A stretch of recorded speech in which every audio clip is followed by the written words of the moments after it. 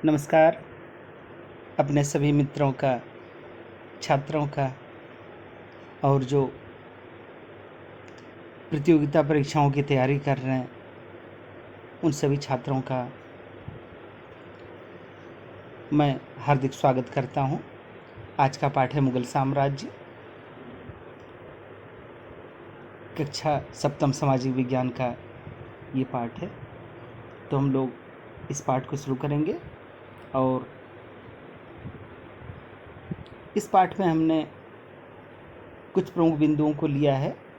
वो ये कि कौन कौन से प्रमुख मुगल शासक थे, मुगल शासक थे कौन, कहाँ से आए थे, कौन कौन से प्रमुख मुगल शासक हुए, उनके शासन की प्रमुख घटनाएं और उनकी कुछ नीतियाँ और किस प्रकार से उनका पतन होता है, इसके बारे में हम लोग चर्चा करेंगे। तो आगे बढ़ने से पहले हमारा ये जो चैनल है, इस चैनल को सब्सक्राइब करें और हमारे वीडियो को लाइक करें। इससे पहले भी जो वीडियो बनाए हुए हैं, यदि आपको पसंद आए हैं तो आप ज़रूर लाइक करें। तो आगे बढ़ते हैं। मुगल साम्राज्य आज भी जब देश में स्वतंत्रता दिवस और गणतंत्र दिवस की बात आती है तो प्रधानमंत्री यहीं से, इसी लाल किले की प्राचीर से झंडा फहराते हैं। तो ये मुगलों की धरोहर है। ये मुगल थे कौन? मुगल दो महान वंशज, हालांकि महान कहना उतना सही नहीं है। मुगल दो महान शासक वंशजों, मुगलों की संतान थे। मंगोल शासक चंगेज खान और पिता की ओर से तिमूर द लैम्ब, कहीं आपने पढ़ा होगा। तो ये दोनों के वंशज थे। ये तैमूर के वंशज होने की अपेक्षा मुगलों के वंशज होने की अपेक्षा तैमूर का वंशज होने पर गर्व का अनुभव करते थे, क्योंकि उनका ये मानना था कि उनके पूर्वजों ने 1398 में दिल्ली पर कब्जा कर लिया था। लेकिन सच्ची बात तो ये है कि दोनों के दोनों ही आक्रमणकारी थे, मंगोल भी और ये तैमूर लंग भी। तैमूर लंग ने तो दिल्ली में काफ़ी नरसंहार भी किया था और कहते हैं बहुत सारे लोगों का कत्ल किया था। तो खैर आगे बढ़ते हैं। इस फोटो में सभी शासकों को इसमें दिखाया गया है और सभी शासकों को एक साथ में दिखाया गया है। मुगल शासन की स्थापना किस प्रकार से हुई? तो ये उस समय में क्या हुआ कि मुगल शासक बाबर, जो अफ़गानिस्तान के छोटे से क्षेत्र फरगना का शासक था, उसने भारत के बारे में काफ़ी कुछ सुन रखा था कि भारत एक सोने की चिड़िया है और काफ़ी भारत को ललचाई दृष्टि से देखता था। तो इसको जब मौका मिला तो इसने 1526 में इसने भारत पर आक्रमण किया और उस समय दिल्ली पर लोदी वंश के शासक इब्राहिम लोदी का शासन था और पानीपत के मैदान में इन दोनों के बीच में युद्ध होता है। बाबर और इब्राहिम लोदी के बीच में युद्ध होता है और इब्राहिम लोदी वो युद्ध हार गए और इसमें फिर भारत में मुगल शासन की स्थापना होती है। तो इसमें बाबर ने तोपों का इस्तेमाल किया था। ये भारत में पहली बार ऐसा हो रहा था और उसकी युद्ध नीति भी श्रेष्ठ थी। इस वजह से भारत में मुगल शासन की स्थापना होती है, लोदी वंश का शासन समाप्त हो गया। कौन कौन से प्रमुख शासक थे तो उसको हम लोग देखते हैं। मुगल वंश का सबसे जो प्रमुख शासक था वो बाबर, इसका शासनकाल दिया हुआ है।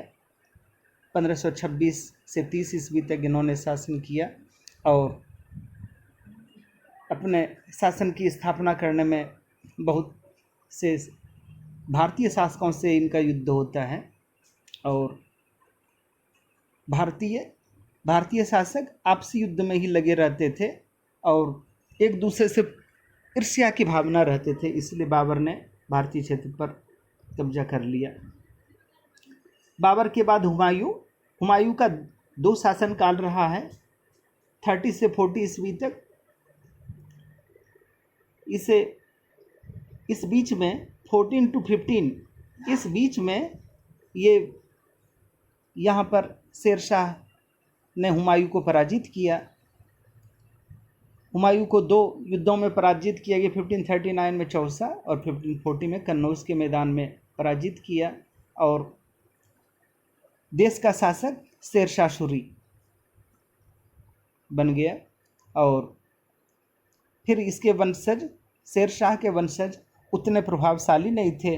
फिर से हुमायूं का भाग्य पलटता है और ये यहाँ पर आता है और लेकिन ज़्यादा दिन नहीं, सिर्फ 1 ही वर्ष तक शासन कर पाया, फिर उसके बाद उसकी मृत्यु हो जाती है। फिर इसके बाद महान मुग़ल सम्राट अकबर का समय आता है। अकबर ने मात्र 13 वर्ष की आयु में वो देश का सम्राट बन जाता है और इसने मुग़ल शासन को मजबूती दी, बहुत सारे क्षेत्रों को जीता और उसकी नीति श्रेष्ठ मानी गई है क्योंकि उसकी जो नीति रही है वो उसने संबंध स्थापित किए और इस वजह से उनका शासन ज़्यादा दिनों तक टिकाऊ भी रहा। फिर इसके बाद जहांगीर का शासनकाल आता है। इसका पीरियड 1605 से लेकर के 1627 तक ये इनका शासन रहा और जहांगीर को शासन कार्य में उतना मन नहीं लगता था। इसी के समय में नूरजहाँ से इनका विवाह होता है और कहते हैं कि नूरजहाँ ही एक्चुअल में वास्तव में जहांगीर अपने शराब में ही मस्त रहता था।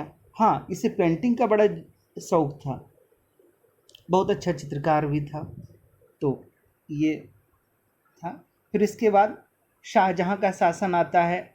शाहजहाँ एक्चुअल नाम खुर्रम था, तो ये दिल्ली की गद्दी पर शाहजहाँ के नाम से ये बैठता है और इसका शासनकाल 1627 से लेकर के 1658 तक इनका शासनकाल रहा। और फिर इन्हीं के समय में लाल किला, ताजमहल, मयूर सिंहासन इसी के समय में निर्माण होता है और इन्हीं के समय में अंतिम समय में इसके पुत्रों के बीच में उत्तराधिकार का युद्ध शुरू हो जाता है और जो बाद में शासक बनता है औरंगजेब अपने पिता को जेल में भर करके फिर खुद शासन की कमान संभाल लेता है। इसके बाद औरंगजेब का शासन आता है। औरंगजेब ने लगभग 50 वर्षों तक शासन किया, 49 वर्षों तक। तो ये 1658 से 1707 ईस्वी तक इनका शासनकाल रहा और कहते हैं ये धार्मिक दृष्टि से काफ़ी असहिष्णु था,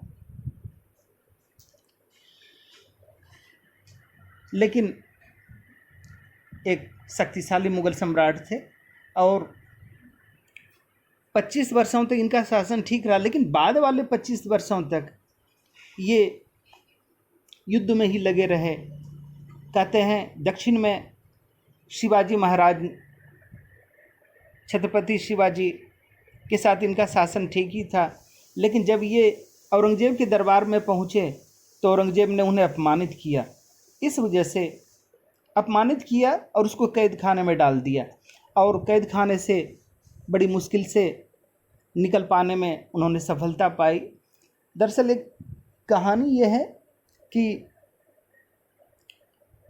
उन्हें जब जेल में डाल दिया गया तो उन्होंने औरंगजेब के समक्ष ये अनुरोध रखा कि जब तक वो अपनी राजधानी में रहते थे, मराठा राजधानी में रहते थे, तो वो दान दिया करते थे। तो उन्होंने कहा कि मुझे यहाँ से अपने जेल से भी दान देने की इच्छा हो रही है, तो इसकी अनुमति दे दी गई और बड़े बड़े टोकरे मंगवाए गए। उन्हीं टोकरों में बैठ कर के वो यहाँ से भाग गए। और फिर इसके बाद उन्होंने औरंगजेब के साम्राज्य पर काफ़ी घातक हमले किए और अपना एक अलग राज्य स्थापित किया, मराठा राज्य स्थापित किया। और फिर इसके बाद मुगल ये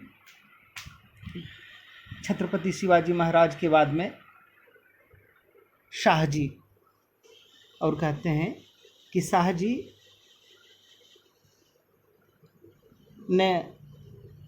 शाहजी को औरंगजेब ने काफ़ी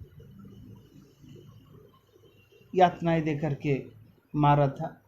खैर, तो औरंगजेब अपने बाद के 25 वर्ष सिर्फ लड़ाइयों में, युद्धों में ही उलझा रहा। और यहाँ पर मराठों ने इसी के समय में, सिर्फ मराठे ही नहीं, सिखों के साथ भी उनका युद्ध शुरू हो जाता है, जाटों के साथ भी। तो राजपूतों ने भी इनके खिलाफ में मोर्चा शुरू कर दिया और आखिरकार 1707 ईस्वी में इनका निधन हो गया। तो ये सब प्रमुख शासक थे। अब इसके बाद देखते हैं कि मुगल उत्तराधिकार की परंपराएं क्या थी। मुगल उत्तराधिकार की कहा जाता है कि पहले के शासक, हिंदू शासक रहते थे, उनका मानना था कि शासन का राजा के बाद कौन गद्दी पर बैठ सकता है, उसका ज्येष्ठ पुत्र, बड़ा बेटा बैठता है। लेकिन कुछ लोग कहते हैं कि मुगलों में सहदायद की परंपरा थी। ये सहदायद की परंपरा क्या थी? सहदायद यानी राज्य को अलग अलग हिस्सों में बांट देना। हालांकि बाबर ने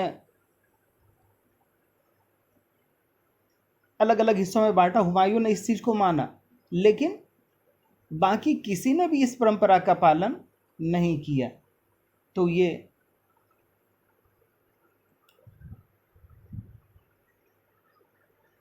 थी। और सभी के सभी, जब भी कोई बादशाह का निधन होता था, उसके पुत्रों में बार बार उत्तराधिकार के लिए युद्ध प्रारंभ हो जाता था।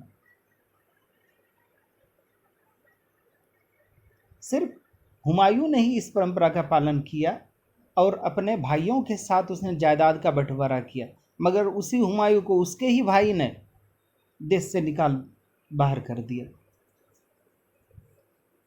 फिर इसके बाद मुगलों का अन्य शासकों से किस प्रकार का संबंध रहा, तो मुगलों ने नहीं कहने की बजाय अकबर से कहें तो अकबर ये जानता था कि वो दूसरे क्षेत्र से आए हैं और यहाँ पर उनका शासन पसंद नहीं करते। इसी वजह से उनके पिताजी को इस देश से जाना पड़ा है। इसलिए यहाँ के लोगों के साथ में ब्लड रिलेशन स्थापित करना, रक्त संबंध स्थापित करना जरूरी है। इसलिए उन्होंने, अच्छा, वो ये भी देखते थे कि सबसे ज़्यादा ताकतवर और वचन के धनी वो राजपूत हैं, तो राजपूतों से उन्होंने विवाह संबंध स्थापित किया और कई राजपूत कन्याओं से विवाह किया और उनके साथ, और इस राजपूतों ने उनके शासन को बढ़ाने में, आगे बढ़ाने में, मजबूती देने में काफ़ी योगदान दिया। लेकिन इस संबंध को बाकी जो दूसरे शासक थे वो इस चीज़ को अच्छी तरीके से नहीं निभा पाए। जहांगीर और औरंगजेब के समय में फिर टकराव शुरू हो जाता है। मराठों के साथ भी उनका संबंध अच्छा नहीं रहा, सिखों के साथ भी अच्छा संबंध नहीं रहा, और बाद में रिजल्ट ये हुआ कि मुगल साम्राज्य टूट गया। फिर मनसबदार और जागीरदार। मनसबदार मनसबदार क्या होते थे कि मुगलों की सेवा में लगे हुए अफसरों को मनसबदार कहा जाता था। मुगलों की सेवा में लगे हुए नौकरशाह यानी अफसर, उन्हें मनसबदार कहा जाता था। तो मनसबदार ये 5,000 का भी मनसब होता था। शुरुआत में 5,000 ही मनसब होता था, 10,000 ही मनसब होता था। मतलब जितना ज़्यादा मनसब उतना बड़ा उसका पोस्ट। इस मनसब शब्द से क्या क्या 3 चीज़ों का पता चलता था। पद, उसका पद कितना है, 5,000 का मनसब है, मनसबदार है यानी 5,000 का पद है उसका वेतन कितना होगा, और उसको सैन्य उत्तरदायित्व, उसको कितनी मात्रा में सैनिक रखने हैं, इस चीज़ का निर्धारण किया जाता था। तो ये मनसबदार होते थे। और जागीरदार कौन होते थे? तो जागीरदार कुछ लोगों को, अफसरों को वेतन ना दे करके ज़मीन दे दिया जाता था और इसी के राजस्व से वो राजस्व इकट्ठा करते थे और वहीं पर वो शासन भी करते थे। तो ये जागीरदारी प्रथा कहलाती थी। लेकिन ये देखा गया कि मुगलों के समय में भारी मात्रा में राजस्व वसूल किया जाता था, लेकिन सम्राट के खजाने तक बहुत कम ही मिल पाता था।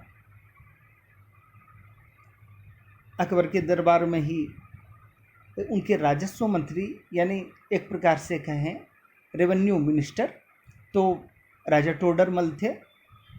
टोडरमल ने सभी ज़मीन का पूरी तरीके से सर्वे किया और बहुत अच्छी व्यवस्था उन्होंने बना रखी थी।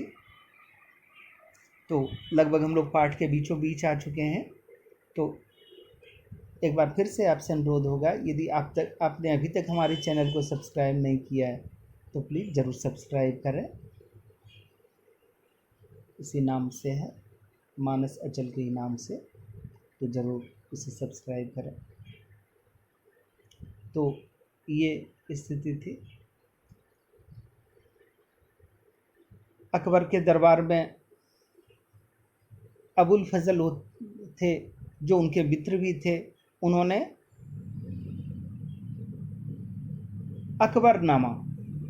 अकबरनामा पुस्तक लिखी जो अकबर की जीवनी है, अकबर की बायोग्राफी है उनकी।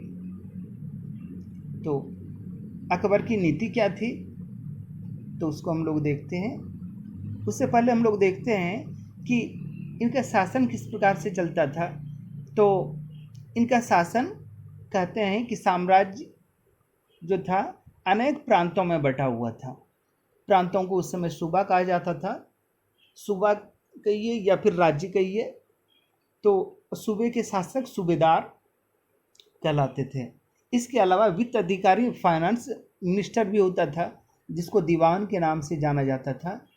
इसके अलावा कुछ और प्रमुख अफसर भी थे। तो जैसे कौन कौन से प्रमुख अफसर थे? मीर बख्शी होता था जो सैनिकों को वेतन देने का यानी एक प्रकार से सैनिक अधिकारी था। सदर धार्मिक मामलों पर नियंत्रण करते थे। फौजदार, सेना नायक, कोतवाल पुलिस अधिकारी, है ना। तो ये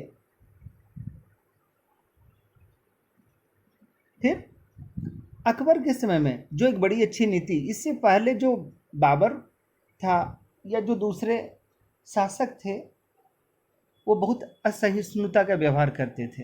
दिल्ली सल्तनत के भी बहुत सारे शासकों ने असहिष्णुता का मतलब ये हुआ कि सिर्फ अपने धर्म को ही महत्वपूर्ण समझना और दूसरे धर्मावलंबियों के खिलाफ में आक्रामक होना। यहाँ की ज़्यादातर जनता हिंदू धर्म का पालन करती थी, लेकिन शासक इस्लाम धर्म को मानते थे, तो वो उतने सहिष्णु थे नहीं। लेकिन अकबर ने इस सहिष्णुता की नीति का पालन किया, मतलब ये दूसरे धर्म को भी सम्मान दिया। फतेहपुर सिकरी जो उनकी अकबर की राजधानी थी, यहाँ पर उन्होंने एक सम्मेलन आयोजित किया। इस सम्मेलन में ये सम्मेलन आयोजित किए गए इबादत खाना नामक एक जगह पर। इबादत खाना यानी पूजा घर कहें। तो यहाँ पर उन्होंने सभी धर्म के लोगों के साथ चर्चा किया और उन्होंने ये पाया कि सभी धर्मों में सच्चाई है, सभी धर्मों में अच्छाई है। तो इन सभी धर्मों को मिला करके एक प्रमुख अपना धर्म जो चलाया उसको दीन ए इलाही कहा गया। वो धर्म था दीन ए इलाही का नाम दिया।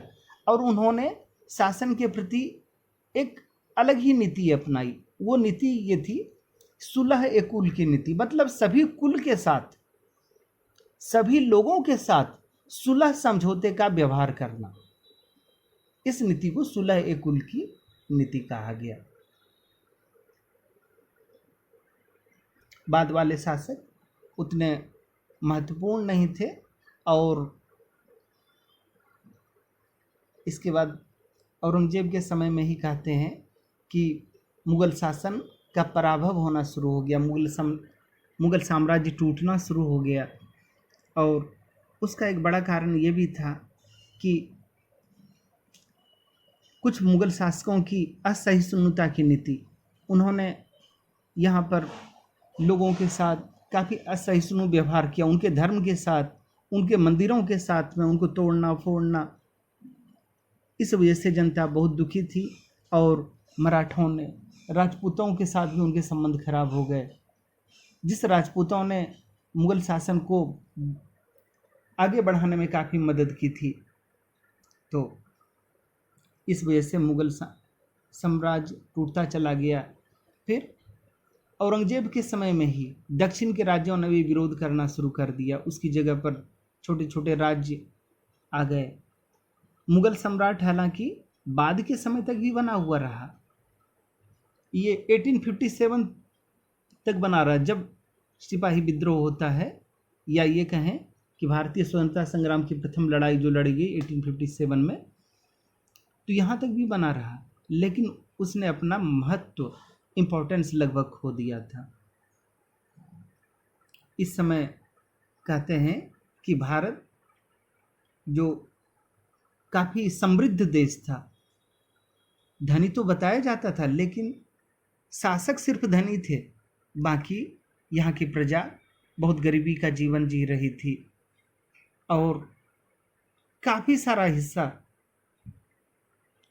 उनके राजस्व का, काफ़ी सारा हिस्सा लगान के रूप में वो ले लिया जाता था और जनता के पास बहुत कम रह पाता था। बहुत सारे इमारतें बनवाई गई, लेकिन जनता बेचारी तबाह थी, जनता परेशान थी। और इन सभी कारणों से मुग़ल साम्राज्य टूट गया। और 1857 में अंग्रेज़ों का शासन आ चुका था। अंग्रेज़ों ने अंतिम मुग़ल शासक बहादुर शाह जफ़र को दोषी पाते उन्हें रंगून भेज दिया। अब क्वेश्चन आंसर कर लेते हैं। प्रश्नोत्तर देखिए। मनसब, पद, मंगोल कौन थे? मंगोल उज्बेकिस्तान से आए थे। सिसोदिया राजपूत, मेवाड़, राठौर राजपूत, मारवाड़, नूरजहां, जहांगीर से विवाह हुआ था। सूबेदार, गवर्नर को कहा जाता था। यहाँ पर देखिए दिया हुआ है, काबुल, बीजापुर, गोलकुंडा, घुड़सवार। फिर यहाँ पर देखिए कौन कौन से केंद्रीय प्रांत थे। दिल्ली, चित्तौड़गढ़, पानीपत, पंजाब, आगरा, अजमेर, काबुल, पटना, ये सभी थे। मनसबदार और जागीर में क्या संबंध था? पेज नंबर 51 में दिया हुआ है ना, तो यहाँ से भी आप लिख सकते हैं। मुग़ल प्रशासन में जमींदार की क्या भूमिका थी? पेज नंबर 52 में दिया हुआ है। फिर शासन प्रशासन में संबंधी अकबर के विचारों का, अकबर किस प्रकार से सहिष्णुता की नीति पर चलने को मजबूर हुआ, और धार्मिक विद्वानों के साथ होने वाली चर्चाएं कितनी महत्वपूर्ण थी। तो धार्मिक विद्वानों के साथ उसने चर्चा की, फतेहपुर सिकरी इबादत खाना में। और यहाँ पर सभी धर्मों के साथ चर्चा करने पर, जिसमें हिंदुओं की ओर से पंडित जी, मुस्लिमों की ओर से मौलाना मौलवी, क्रिश्चियन की ओर से फादर, ये सभी आए, पार्सियन से भी आए। और उसने ये चर्चा करने के बाद अकबर इस नतीजे पर पहुंचा कि सभी धर्मों में सच्चाई है, सभी धर्मों में अच्छाई है और उन सब का सम्मान किया जाना चाहिए। मुगल खुद को मंगोलों की अपेक्षा तैमूर के वंशज होने पर क्यों बल देते थे? पेज नंबर 46 में है, आप जरूर कर लें इस चीज़ को। फिर यहाँ पर देखिए, भू राजस्व से प्राप्त होने वाली आय मुगल साम्राज्य के स्थायित्व के लिए कहाँ तक जरूरी थी? तो साम्राज्य ये आमदनी बढ़ने से, आय बढ़ने से क्या हुए, मुगल साम्राज्य में स्थिरता बढ़ी। चूँकि हुमायूं के समय में आमदनी कम थी, तो इस वजह से हुमायूं को देश से बाहर जाना पड़ा और ऐसे स्थिरता बढ़ी, साम्राज्य फैलाने में सहायक हुआ। अकबर के समय में के साम्राज्य स्थापित हुआ बड़ी बड़ी सेनाओं के बल पर। औरंगजेब की नीतियों से मराठे, सिख, जाट ये सभी रुष्ट हो गए और धीरे धीरे करके उनके साम्राज्य से निकल गए। मुगलों के समय में तुरानी, ईरानी ही नहीं, विभिन्न पृष्ठभूमि वाले मनसबदारों की नियुक्ति क्यों महत्वपूर्ण थी? विभिन्न वर्गों को साथ में लेकर के ही, उन पर भरोसा करके ही मुगल साम्राज्य को स्थायित्व दिया जा सकता था और अकबर ने ये काम बड़ी खूबसूरती से किया। अकबर ने सभी वर्गों को साथ में लाकर अपना साम्राज्य फैलाया। मुगल साम्राज्य के समान वर्तमान भारत भी अनेक इकाइयों से बना हुआ है। क्या यह राष्ट्रीय एकीकरण की चुनौती है? मुगलों ने ईरानी, तुरानी, अरबी ये सभी को अपने शासन में जगह दिया और इसका फ़ायदा ये हुआ है कि मुगल साम्राज्य काफ़ी करीब 200 सालों तक लगभग टिका हुआ रहा। 200 से कहें 300 सालों तक लगभग। तो क्या ये राष्ट्रीय एकीकरण के लिए चुनौती? नहीं, राष्ट्रीय एकीकरण के लिए चुनौती नहीं है। बहुत सारे इसको वर्गों को साथ में लेकर के चलने से देश को स्थायित्व मिलता है, देश में शांति बनी रहती है। मुगल साम्राज्य की अर्थव्यवस्था के लिए किसान अनिवार्य थे। क्या आप सोचते हैं कि आज भी महत्वपूर्ण है? अनिवार्य इसलिए थे क्योंकि जो भी उनका शासन चला तो ये पैसे ने, लगान ने बड़ी महत्वपूर्ण भूमिका निभाई। यदि खुशहाल रहे तभी वो लगान दे पाए। तो इसलिए उस समय किसान अनिवार्य थे और आज भी वो बहुत महत्वपूर्ण हैं।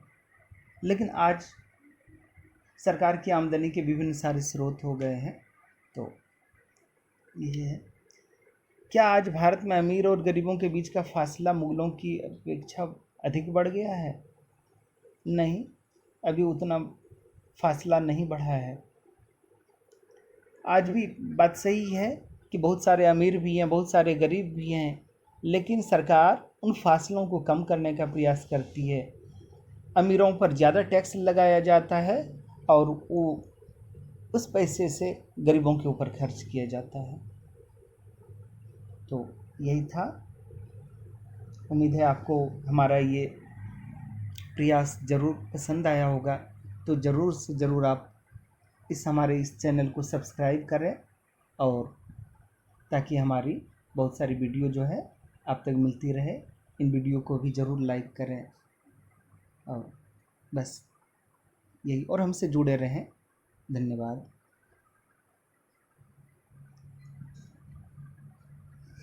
फिर मिलते हैं। ओके, आपका दिन शुभ हो।